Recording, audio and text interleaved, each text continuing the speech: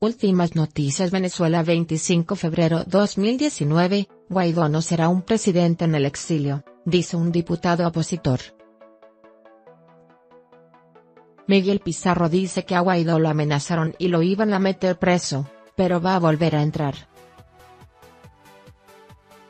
La oposición venezolana dijo este domingo que no está previsto que haya un presidente en el exilio, en referencia al viaje a Colombia del jefe del Parlamento, Juan Guaidó, quien se proclamó presidente encargado del país tras considerar ilegítimo al gobernante Nicolás Maduro. No está previsto un presidente en el exilio, no está previsto un gobierno republicano como el español en la dictadura de Francisco Franco. Guaidó no corre. A Guaidó lo amenazaron de que él no podía salir del país porque lo iban a meter preso. Guaidó va a volver a entrar, dijo el diputado Miguel Pizarro en rueda de prensa. Guaidó, que anunció asumir hace un mes las competencias del Ejecutivo como presidente encargado del país luego de que Maduro juró un nuevo periodo de 6 años tras ganar unas elecciones tachadas de fraudulentas, viajó a Cúcuta para liderar el ingreso al país de la ayuda humanitaria. Hasta el momento, las autoridades venezolanas no se han pronunciado sobre posibles acciones judiciales ante la salida de Guaidó del país, a quien también le congelaron las cuentas y le prohibieron enajenar y grabar bienes. Además, la Contraloría venezolana le abrió una investigación por supuestamente recibir dinero sin justificación y falsear datos en su declaración jurada de patrimonio. Últimas noticias. Venezuela, 25 de febrero 2019, el sábado quedó muy claro quién es Nicolás Maduro. El canciller de Chile califica de crueldad sin límite lo hecho por el régimen venezolano. Chile es uno de los países de América Latina que más ha acompañado a Colombia en la lucha por el regreso de la democracia a Venezuela. Roberto Ampuero, ministro de Relaciones Exteriores de ese país, conversó con El Tiempo sobre la visión de su gobierno frente a la situación venezolana, la cumbre del Grupo de Lima que se celebre este lunes en Bogotá y la sólida alianza con Colombia. ¿Qué lectura hace Chile de los graves hechos que se vivieron en varios puntos de la frontera de Colombia y Brasil con Venezuela? Lo central es que ha quedado muy claro quién es Nicolás Maduro. Si alguien en algún momento tuvo alguna duda sobre el carácter del régimen que él encabeza, la demostración del sábado fue muy elocuente. Utilizó la fuerza, la violencia, para impedir que su propio pueblo, que sufre por hambre y falta de medicamentos, recibiera ayuda de la comunidad internacional. Que llevó al presidente Sebastián Piñera a desplazarse hasta Cúcuta para acompañar los esfuerzos por hacer llegar ayuda humanitaria al pueblo de Venezuela. Chile ha expresado su solidaridad y su respaldo a la lucha de los demócratas venezolanos a través de declaraciones muy claras. Y cuando a petición del presidente encargado de Venezuela, Juan Guaidó, llegó la hora de manifestar esa misma solidaridad de forma concreta, Chile no lo dudó. Fuimos consecuentes y actuamos sobre la base de lo que Chile entiende por el respeto del derecho internacional y la defensa y promoción de la democracia y los derechos humanos. La reunión del Grupo de Lima hoy en Bogotá es clave para reforzar el respaldo al presidente interino Guaidó y su lucha por restablecer la democracia en Venezuela. ¿Qué espera Chile de esta reunión? Es una reunión importante, y más aún tras lo que ocurrió el fin de semana. Lo importante es que se consolide aún más esta acción conjunta del Grupo de Lima y nuestra interacción con el resto de la comunidad internacional en apoyo a los demócratas en Venezuela. Hay espacio para seguir avanzando. Para Chile está descartado el camino de una salida a esta crisis por la vía de un diálogo político con el régimen de Maduro, como piden México y Uruguay. Chile subraya que está por soluciones políticas y pacíficas, en consonancia con el derecho internacional y con la defensa y promoción de la democracia, los derechos humanos y las libertades individuales. ¿Significa eso que no descartan un diálogo directo con Maduro? El presidente Sebastián Piñera lo ha dicho con mucha claridad: el momento de los análisis con respecto a lo que está ocurriendo en Venezuela es cosa del pasado. Lo que corresponde en este momento es actuar de forma política y diplomática frente a una realidad innegable, y esa realidad es que estamos ante una dictadura. Maduro pareciera estar capoteando la presión internacional. ¿Ve posible que pueda mantenerse en el poder? Tener como símbolo de triunfo el haber impedido por la fuerza que una ayuda humanitaria llegara a su propio pueblo, un pueblo que sufre de hambre, lo que expresa realmente es un grado de crueldad sin límite. El tiempo de Maduro está muy marcado ahora por estos últimos acontecimientos, en los que ha quedado claro que lo único que lo anima es seguir en el poder. Como dijo el presidente Piñera, el tiempo de Maduro está muy marcado ahora por estos últimos acontecimientos, en los que ha quedado claro que lo único que lo anima es seguir en el poder sin importar los sacrificios a los que obligue a su pueblo.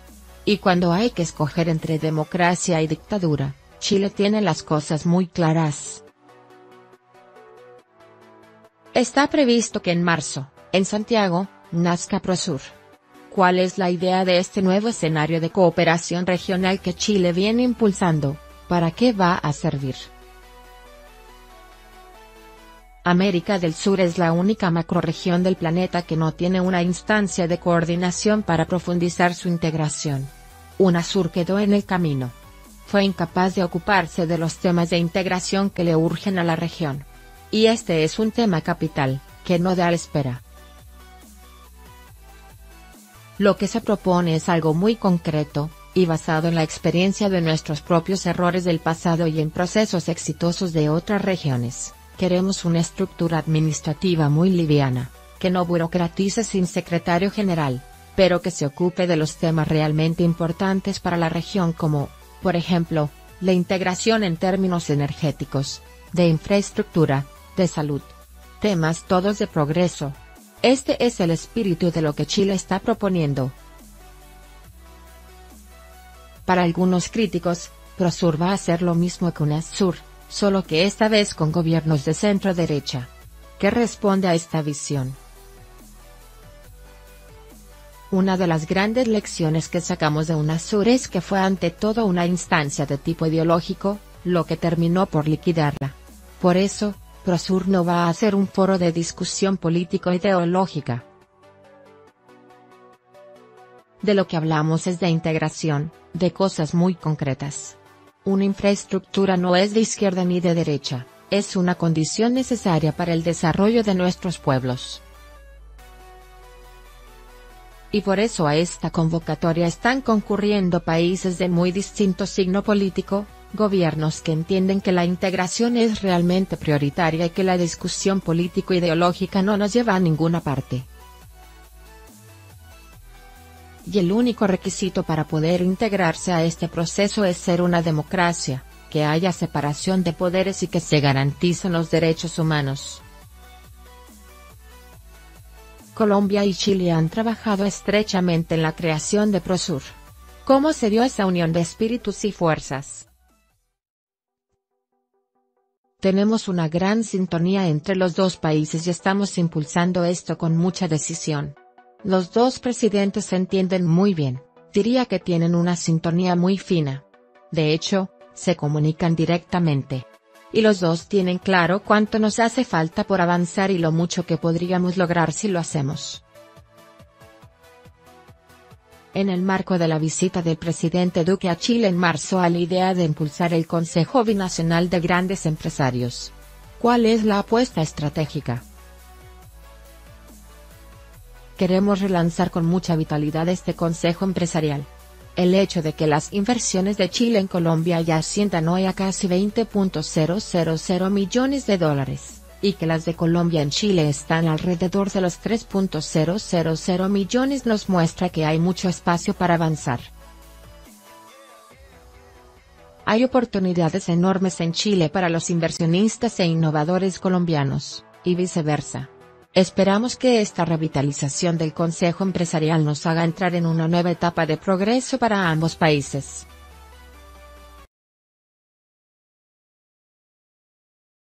Aunque más de 100 uniformados venezolanos han desertado, el gobierno de Nicolás Maduro sigue contando con el respaldo de los altos mandos. Aumentan los llamados a que se pongan del lado correcto de la historia. En medio del caos y la confusión que se vivió el pasado sábado, mientras los camiones cargados de ayuda internacional intentaban ingresar a Venezuela por puntos fronterizos con Brasil y Colombia, cerca de 100 miembros de las Fuerzas Armadas venezolanas no aguantaron la presión de sus connacionales y se entregaron, poniéndose a disposición de Juan Guaidó, reconocido como presidente encargado de Venezuela por más de 40 países. Aunque ni el hecho ni la cifra es de poca monta, está lejos de ser la deserción que se esperaba.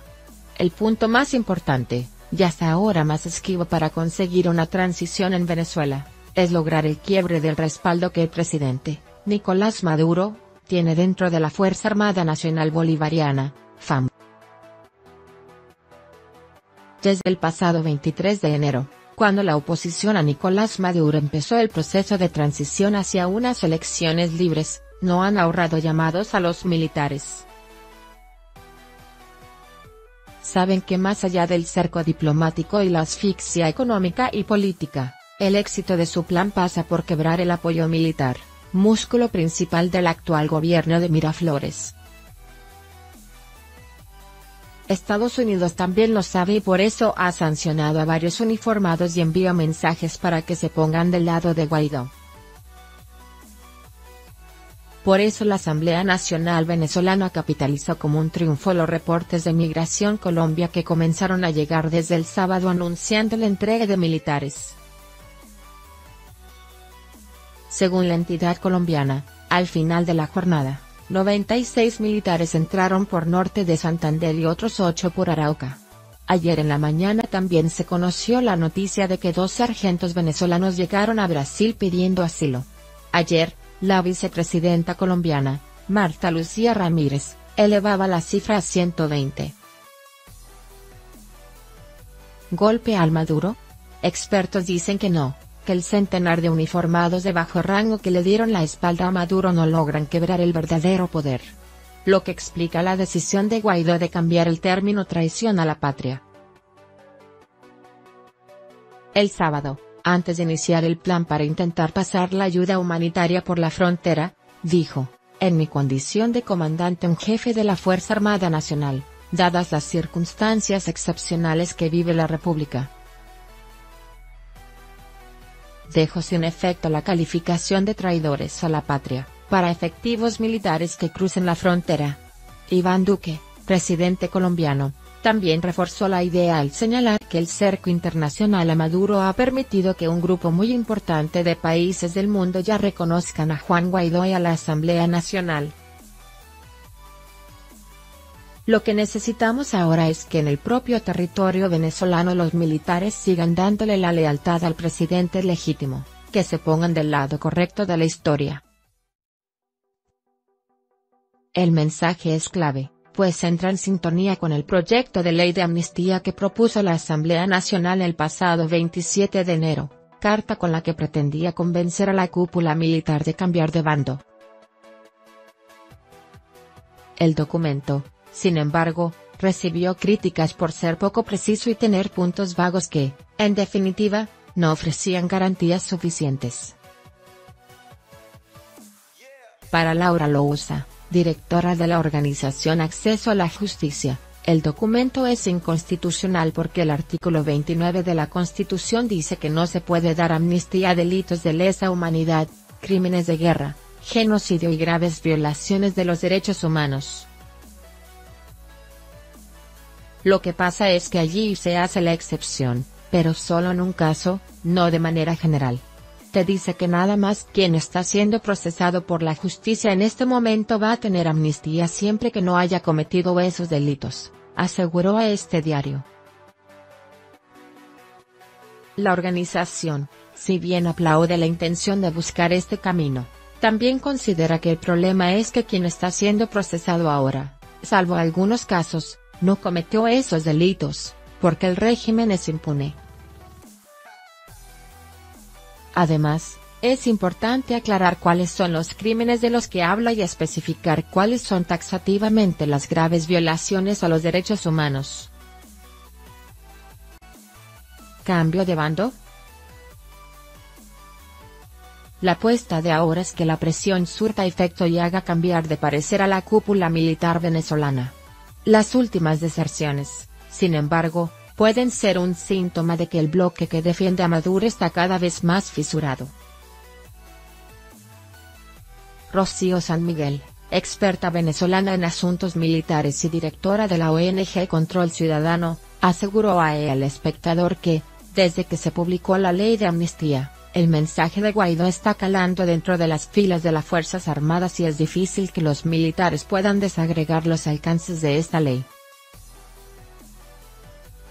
Asimismo puntualizó que lo que puede dar la estocada final para inclinar la balanza a favor de la oposición no es la presión internacional sino la agudización de la crisis social. Sobre las deserciones que ha sufrido el bloque militar de Maduro, la experta le dijo a El País: todo es un goteo que está erosionando la roca. Tenemos 4.009 deserciones reconocidas por la Guardia Nacional en enero de este año, en un documento que filtró la propia institución con la intención de alertar que se están yendo. Para el internacionalista Rafael Piñeros, el panorama sigue siendo incierto para el presidente de la Asamblea Nacional. Guaidó sale debilitado porque tras lo sucedido no es muy claro que el apoyo que tiene en su tierra sea masivo. Últimas noticias. Venezuela 25 de febrero 2019, el concierto Venezuela Idlive como preludio del futuro.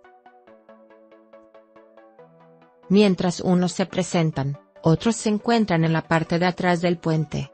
Les piden permiso a los guardias para tomarse fotos, saludan a los artistas que llegan, a la gente. La prensa está desbordada de acreditaciones entre medios de los dos países y la señal de transmisión falla. Venezuela es una frontera imaginada que comienza con unos contenedores soldados al piso.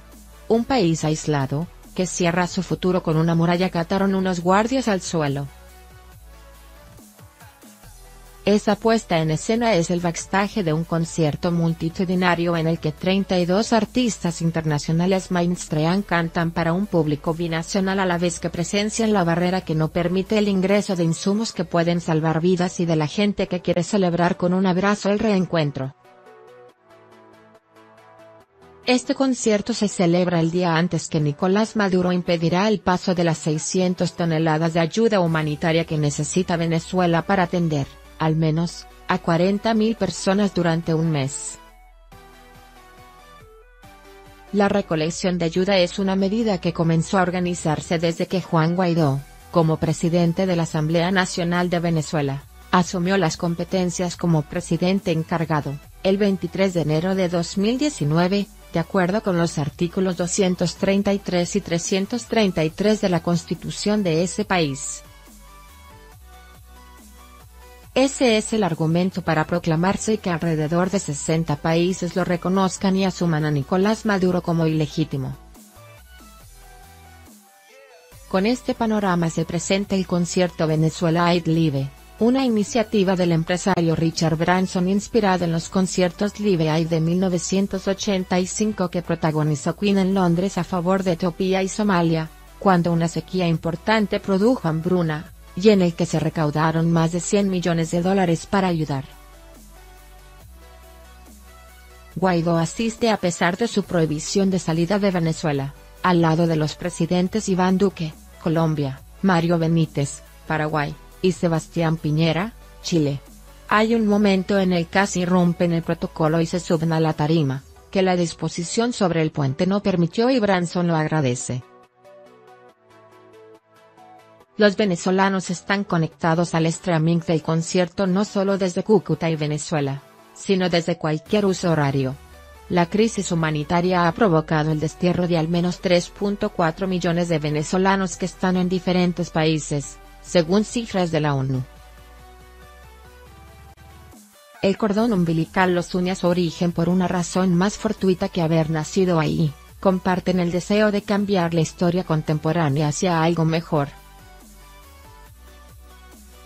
En Colombia viven 1.100.000 venezolanos de los 2.7 millones de que viven en Latinoamérica según cifras oficiales. Esto representa el 0.5% del PIB del país, una cifra que tiene impacto fiscal en salud, educación, infraestructura y otros bienes públicos. Todos los migrantes, legales e ilegales, son parte de esas 5.000 personas que dejan diariamente Venezuela y se topan de frente con ese destino incierto que es el futuro. Hoy están representados en la tarima puesta en la frontera, la primera parada de un camino que la crisis económica les ha obligado a ver a pie a los más vulnerables. Cúcuta está llena de señales de tránsito que indican que Venezuela queda a la derecha y, desde el terraplén se ve cómo empieza ese país, con una montaña nublada que a sus pies tiene, por ahora, unos contenedores de obstáculo que dicen paz. Venezuela está aislada también en sus medios de comunicación, que no permiten el flujo de información imparcial en sus canales. Está aislada porque es el único país de Sudamérica en el que no existen las plataformas digitales para escuchar y monetizar artistas musicales, a menos que se active un VPN o se tenga paciencia con los videos de un YouTube a 3.20 Mbps, la velocidad de conexión más lenta del mundo. Por eso el concierto es, en su mayoría, un repertorio de canciones de hace 20 años, con suerte 15, de artistas que estrenan hits mundiales cada mes. El Venezuela I'd Live no tiene precedentes en años para Venezuela. Desde 2015 no hay un concierto masivo porque las disqueras y productoras han cerrado operaciones. Es casi imposible producir algo grande sin ayuda del Estado. Las radios transmiten solo canciones de artistas que pueden pagar su promoción en dólares, a pesar del control de cambios, y que no les interese tener un retorno que la hiperinflación no les va a permitir. En marzo de 2008 Juanes logró reunir a Carlos Vives, Alejandro Sanz, Juan Luis Guerra, Miguel Bosé y Ricardo Montaner como símbolo de una unión en la otrora Gran Colombia. En 2019 está confirmado no solo este cartel, como símbolo del pop que mueve masivamente la emoción, sino que se han sumado artistas replicadores del mensaje que han surgido en 11 años en el imaginario de un género musical cada vez más atrapado en la fusión. En Cúcuta hay día cívico, lo que quiere decir que trabajadores públicos y colegios tienen el día libre. Esta medida, que promueve mayor asistencia, también genera suspicacia en los colombianos, porque el presidente está más interesado en la realidad de otro país que en la suya. ¿Esta es la única manera de enviar ayuda a Venezuela? Otros asumen que Venezuela I'd Live, que se lleva a cabo en el nunca inaugurado Puente Las Tienditas, es una celebración a ese asunto idiosincrático que hace que para Cúcuta sea mucho más cercano ese otro país en conflicto que el de su propia capital, que está a 14 horas de distancia y los mismos grados Celsius de diferencia. La hacienda Los Trapiches es un terreno gigante con carteles de propiedad privada a pesar de situarse exactamente debajo de un puente que sirve de frontera entre dos países que hoy celebran un concierto gratuito.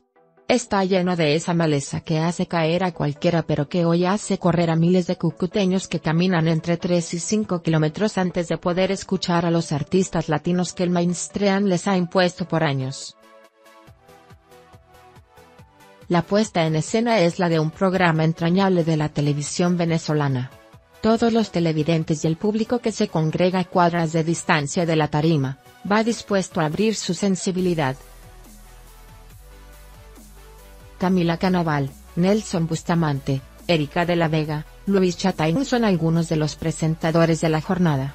Todos animadores de RCTV, el canal más longevo del país, al que el gobierno de Hugo Chávez no le renovó la concesión en 2007 para seguir transmitiendo. A pesar de que se unen también youtubers como Marco, Lele Pons y Juan Pazurita, La atención de la gente está concentrada en los símbolos. Durante esta tarde es más importante que Diego Torres interprete Color Esperanza de hace 18 años o que Carlos Baute viaje de España para decir Yo me quedo en Venezuela, de hace 25, a que Alejandro Sanz interprete el tema que estrenó hace 2 semanas. Ambas canciones son emblemas de las manifestaciones contra el chavismo desde sus inicios. Por eso la gente llora frente a las pantallas y cree que, de verdad, este concierto significa algo más que música. Es la solidaridad de esos países que se abrazan en una canción, la expectativa de unos voluntarios que viajarán hasta Cúcuta para ayudar a pasar las cajas de insumos porque tienen hambre y familiares enfermos, la tristeza compartida de los números que 24 horas más tarde compartirán los medios de comunicación, 5 asesinados, 131 heridos, 51 detenidos. Mientras unos se presentan, otros se encuentran en la parte de atrás del puente. Les piden permiso a los guardias para tomarse fotos, saludan a los artistas que llegan, a la gente. La prensa está desbordada de acreditaciones entre medios de los dos países y la señal de transmisión falla. En la hacienda, donde está el público, llegan familias cargadas con sus almuerzos e hidratación. Otros llegan con bolsas grandes para recoger sobras de la basura y hay quienes han salido en camilla por la asfixia. No hay sombra y, al fondo, hay unas pantallas con un sonido de eco que prefieren los que, aunque no puedan escapar del sol, sí pueden alejarse de las multitudes.